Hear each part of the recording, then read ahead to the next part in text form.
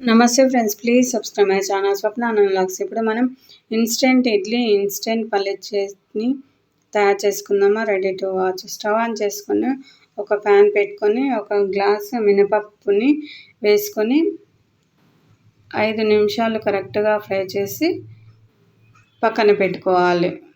Colour రావాల్సిన అవసరం లేదు, ఎందుకంటే పచ్చివాసన లేకుండా ఉండాలని ఇలా చేస్తున్నాము. తర్వాత పక్కన పెట్టుకొని బాగా చల్లారనివ్వాలి. తర్వాత మనం మిక్సీ జార్లో మినపగుండుని వేసి మిక్సీ పట్టుకోవాలి. మెత్తని పౌడర్ లాగా చేసుకోవాలి. ఒకవేళ మెత్తగా అనిపించకపోతే జల్లెడతో జల్లించుకోండి. మీరు ఎక్కువగా మినప్పిండిని ఇలా స్టోర్ చేసి పెట్టుకోవాలి అనుకుంటే మిల్లుకు పట్టించుకోండి.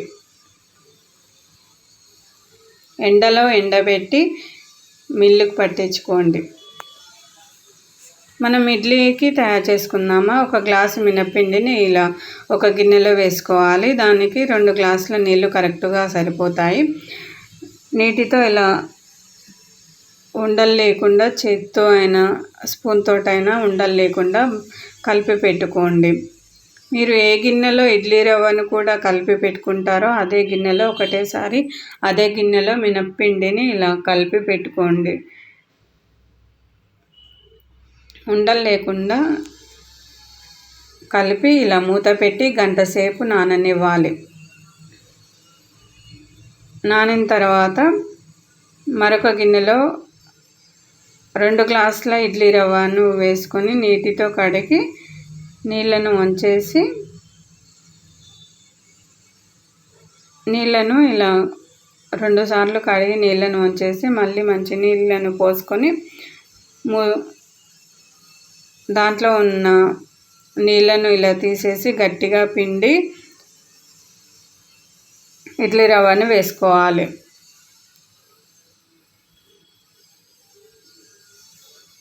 ఎందుకంటే నీళ్ళతో సహా వేస్తే ఇడ్లీలు అనేది జారుడుగా వస్తాయి కాబట్టి ఇలా గట్టిగా పిండి ఇడ్లీ రవ్వను వేసుకోండి.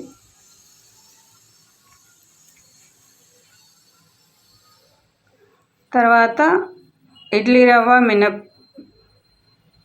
మినపపిండిని మొత్తాన్ని కలిసేటట్టుగా ఇలా చేత్తో మొత్తం కలిసేటట్టుగా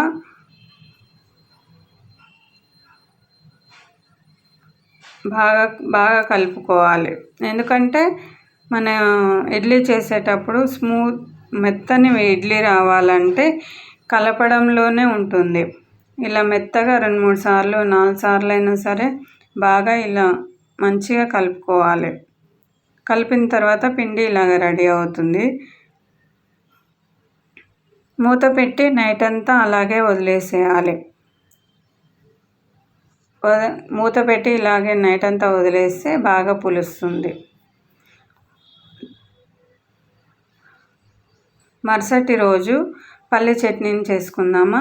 పల్లీలు ఫ్రై చేసిన పల్లీలు 1 కప్పు, సగం కప్పు పుట్నాలను వేసుకొని ఇలా మెత్తని పౌడర్ లాగా చేసుకున్నాను.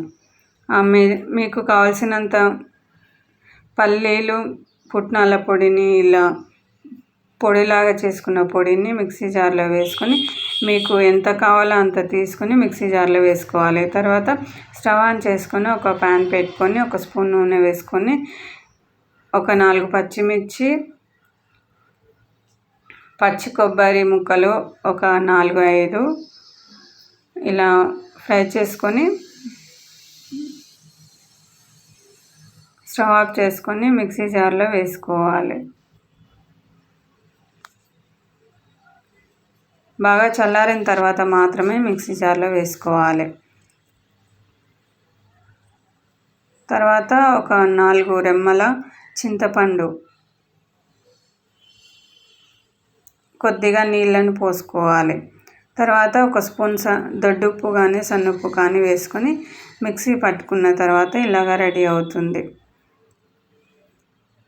తర్వాత మనం పోపును పెట్టుకుందామా. స్టవ్ ఆన్ చేసుకొని ఒక ప్యాన్ పెట్టుకొని 1 స్పూన్ నూనె వేసుకొని 1 స్పూన్ జీలకర్ర, 1 స్పూన్ ఆవాలు, ఒక 2 ఎండుమిర్చి, మీ దగ్గర కరివేపాకు ఉంటే కరివేపాకు వేసుకోండి. నేను కొత్తిమీర వేసాను. వేసి వేడెక్కిన తర్వాత బాగా చల్లారించిన తర్వాత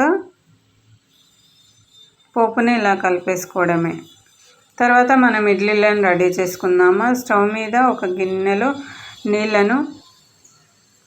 నీళ్ళను పెట్టుకోవాలి. మనం ఇడ్లీ పిండిలో ఒక చిటికెడు వంట సోడా, ఒక స్పూన్ సన్నపు వేసి బాగా కలుపుకొని పెట్టుకోవాలి. తర్వాత స్టవ్ మీద గిన్నెలో కొద్దిగా వాటర్ వేసి నీళ్ళని మరిగించి ఇలా ఇడ్లీ పిండిని ఇడ్లీ ప్లేట్లలో పెట్టుకొని మూత పెట్టి 10 నిమిషాలు ఉడికించాలి. తర్వాత ఇలా మూత తీసి మధ్యలో చూసుకుంటుండాలి. ఇలా చేతికి అంటకపోతే ఇడ్లీలు అనేది పర్ఫెక్ట్గా రెడీ అయినట్టు. తర్వాత స్టవ్ ఆఫ్ చేసుకొని ఇడ్లీలను ఇలా గుంతలు లేని గరిటెతో ఇలా ఇడ్లీలను తీస్తే చాలా బాగా వస్తాయి. చూడండి, మనం ఎప్పుడు చేసే ఇడ్లీలాగానే పర్ఫెక్ట్ ఇడ్లీలాగానే వస్తాయి. చూడండి, అదే టెక్స్చరు, అదే స్మూత్నెస్ అదేలాగా వస్తాయి. ఇడ్లీలు ఇలా మల్లెపూలాగా రెడీ అవుతాయి. మీకు నచ్చిన చట్నీతో కూడా సర్వ్ చేసుకోవచ్చు. Thanks for watching.